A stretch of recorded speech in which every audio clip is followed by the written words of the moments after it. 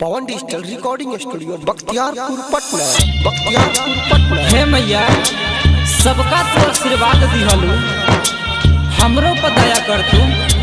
आखिर हमरा से कवन चूक भइल माई, बता द माई, बता द माई, कंचन राज, बता द माई, बता द माई। नीम चौक चौसीमा वैशाली।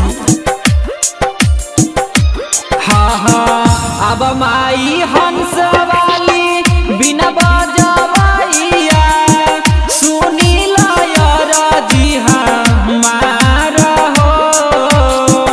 तोहरे दया से केतना बनले गवैया, हमरो पकर उपकार हो। तोहरे दया से केतना बनले गवैया, हमरो पकर उपकार हो।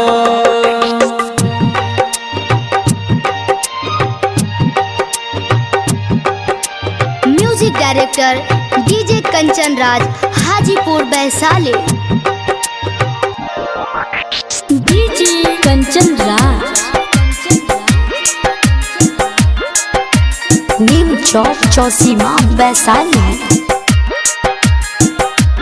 हाँ हाँ देबू दर्शनवा मैया, धन होई तानावा, धन होई गौआ जवार हो।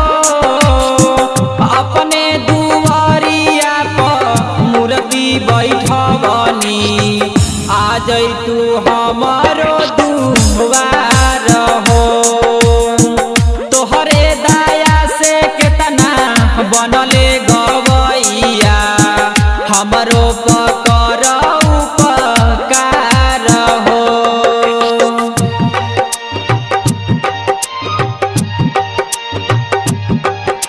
Music director DJ Kanchan Raj, Hajipur Vaishali. DJ Kanchan Raj,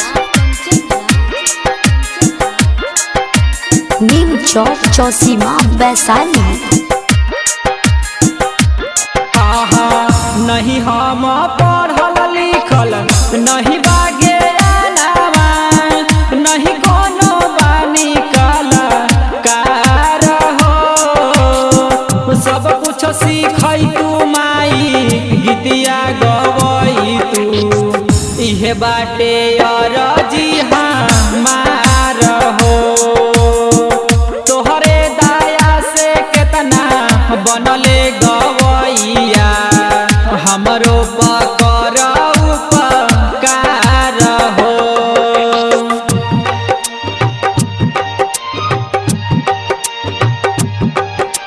music director DJ Kanchan Raj, Hajipur Vaishali.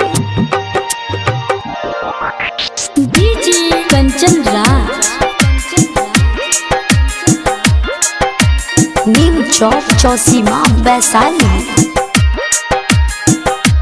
हाँ हाँ कवि चंद्रशेखर औरी भैया पवन जी करे निहोरा बारंबार हो। बेटा सुधीर माई अइले चरनिया, सुनी माई बिनती हमार हो। तोहरे दया से केतना बनले गवैया, हमरो पकर